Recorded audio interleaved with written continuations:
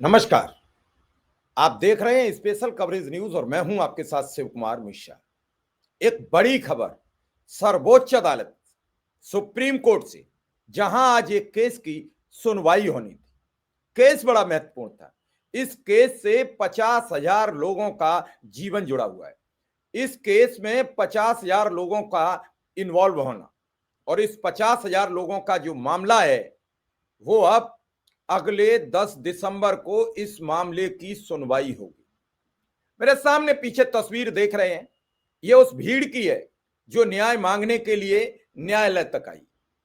बड़ी खबर है और इस खबर पर आज सुनवाई होनी थी, लेकिन किसी कारणवश सुनवाई नहीं हो सकी है और यह अब 10 दिसंबर तक टाल दी गई है।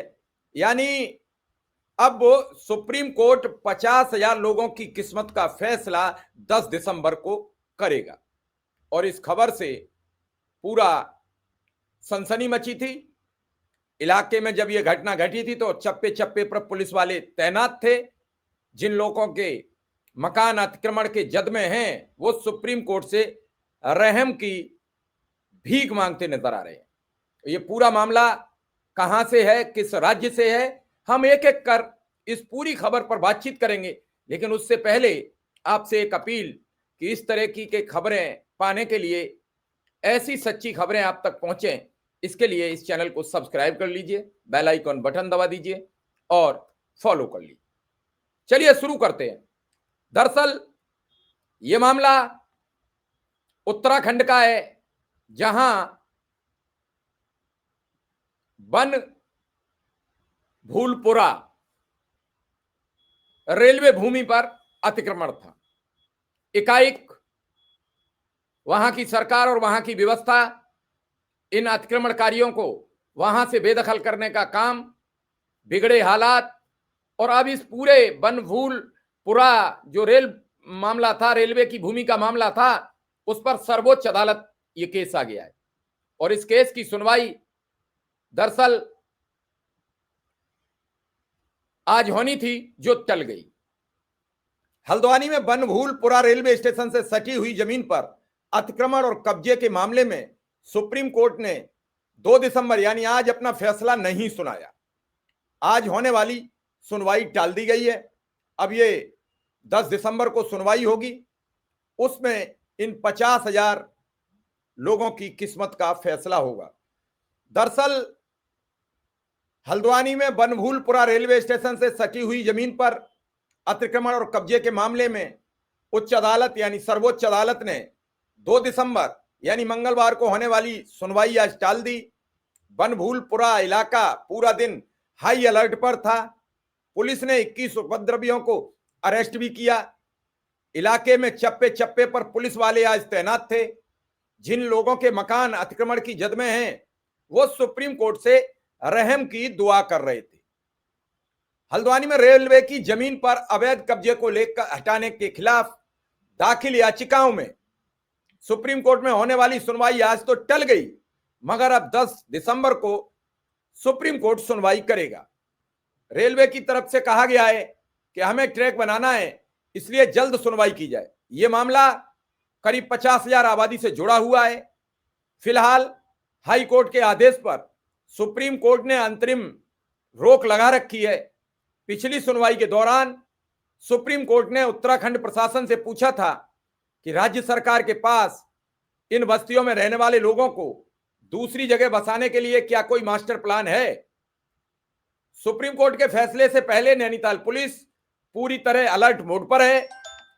एसएसपी मंजुनाथ टीसी खुद मैदान में उतरकर सुरक्षा व्यवस्थाओं का निरीक्षण कर रहे हैं।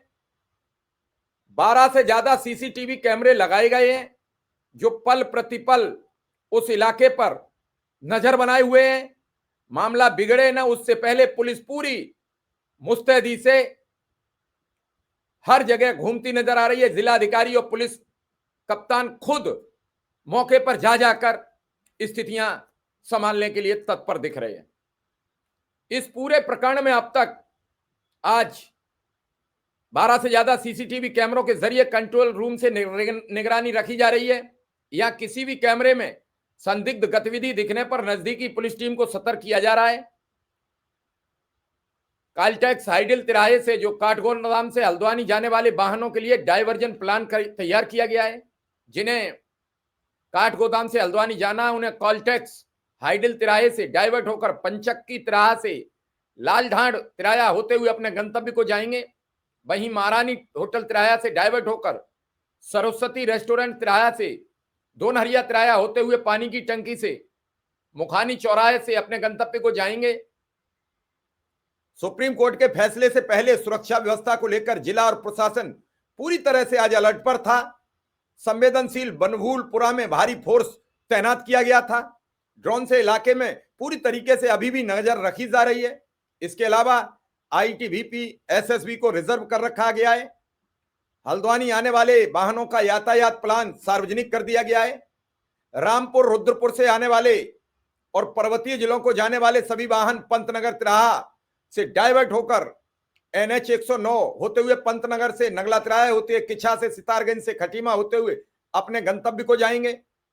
बरेली किच्छा से आने वाले पर्वतीय जिलों को जाने वाले सभी वाहन किच्छा से सितारगंज होते हुए खटीमा से अपने गंतव्य को जाएंगे। किसी भी प्रकार का वाहन नगला तिराहा से नैनीताल सीमा में प्रवेश नहीं करेगा। दरअसल आपको बता दें कि रेलवे का दावा है कि बनभूलपुरा इलाके में लगभग 29 एकड़ भूमि पर अवैध अतिक्रमण किया गया है। इस जमीन पर 5,000 से ज्यादा परिवार, जिनमें लगभग 50,000 लोग शामिल हैं, दशकों से रह रहे हैं।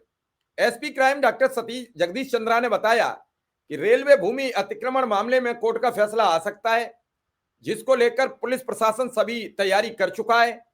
पुलिस ने लोगों से अपील की है किसी भी भ्रामक अफवाहों पर ध्यान न दें। कोर्ट का जो फैसला आएगा उसका सम्मान किया जाएगा। शांति भंग की आशंका देखते हुए पुलिस ने पहले ही एक्शन का मूड बना लिया है। हिंसा में शामिल 21 लोगों को गिरफ्तार किया गया है। 121 लोगों को नोटिस तामील कराए गए हैं। पुलिस लगातार गाड़ियों की आज चेकिंग करती रही पूरे दिन। प्रशासन ने पूरे जिले में सुरक्षा व्यवस्था बढ़ा दी थी। सुप्रीम कोर्ट के फैसले से पहले रेलवे ने भी सुरक्षा व्यवस्था चाक चौबंद कर ली। रेलवे स्टेशन, रेल पटरियों की सुरक्षा बढ़ाई गई है। दरअसल उत्तराखंड हाईकोर्ट ने वर्ष 2022 में 30 हेक्टेयर रेलवे भूमि को अतिक्रमण मुक्त कराने का आदेश दिया था। क्षेत्र में हजारों की संख्या में परिवार वर्षों से बसे हुए हैं, जिनमें से कई ने इस आदेश के खिलाफ सुप्रीम कोर्ट का दरवाजा खटखटाया। अब आज सुप्रीम कोर्ट इस मामले में अपना फैसला सुना सकता था। इस फैसले के बाद कोई हालात न बिगड़े, ऐसी आशंका को देखते हुए प्रशासन ने पहले से ये कदम उठाए थे। आज उम्मीद थी कि कोई फैसला आएगा, लेकिन नहीं आया और अब शांति है। लेकिन 10 दिसंबर को इस केस में अदालत अपना फैसला सुनाएगी और तब तक फिर एक बार प्रतीक्षा करना पड़ेगा। जिलाधिकारी को फिर इस पर अपना और पुलिस कप्तान को फिर एक बार मेहनत करनी पड़ेगी। बनभूलपुरा रेलवे स्टेशन के नजदीक जो नुजूल की भूमि है, जो बताया जा रहा है कि अतिक्रमण है, उस पर काम चल रहा है। दरअसल यहाँ 5,000 परिवार वर्षों से रहते आए। उन लोगों का मानना है कि हम कहाँ जाएंगे। रेलवे प्रशासन का कहना है कि हमें भूमि खाली चाहिए और इसको लेकर ये 2022 में एक बड़ा विवाद यहाँ होता है। आगजनी भी होती है, उस समय तोड़फोड़ होती है, बुलडोजर चलता है। कुछ लोग हाई कोर्ट जाते हैं, हाई कोर्ट से ये मामला वापस रेलवे प्रशासन के पक्ष में चला जाता है और 2023 में नैनीताल हाई कोर्ट ने इस जमीन को खाली कराने के आदेश जारी कर दिए थे, जिसके बाद रेलवे प्रशासन ने जिला प्रशासन की मदद से अतिक्रमण हटाने का प्रयास भी किया, लेकिन विरोध और स्थानीय लोगों के सुप्रीम कोर्ट में चले जाने से मामला टल गया। तब से लेकर मामले की सुनवाई सुप्रीम कोर्ट में चल रही है। अब मंगलवार को सुप्रीम कोर्ट रेलवे भूमि अतिक्रमण मामले में फैसला सुना सकती थी, जो आज नहीं सुना गया है। इस इलाके में 3660 मकान हैं, जिसमें करीब 5236 परिवार निवास करते हैं। अवैध मदरसा ध्वस्तीकरण मामले में दहल चुका है पहले भी बनभूलपुरा। गौरतलब आपको बता दें कि 8 फरवरी 2024 में जिला प्रशासन द्वारा बनभूलपुरा में नजूल भूमि पर अतिक्रमण कर मदरसा बनाए जाने के मामले में ध्वस्तीकरण के दौरान बवाल हो गया था। बवाल के दौरान अराजक तत्वों द्वारा बनभूलपुरा थाने को आग के हवाले करते हुए फोर्स और अधिकारी पर पथराव कर घायल कर दिया गया। मामले को देखते हुए प्रशासन ने अराजक तत्वों पर कार्रवाई भी की थी। बवाल के दौरान हिंसा में 4 लोगों की जान चली गई थी।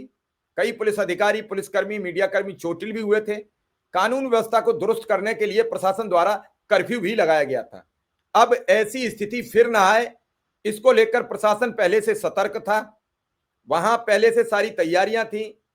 मार्केट में वाहनों का आना जाना रोक दिया गया था। कोई भी किसी तरीके की कोई अप्रिय घटना ना हो, इसके लिए पूरा प्रशासन चाक चौबंद था।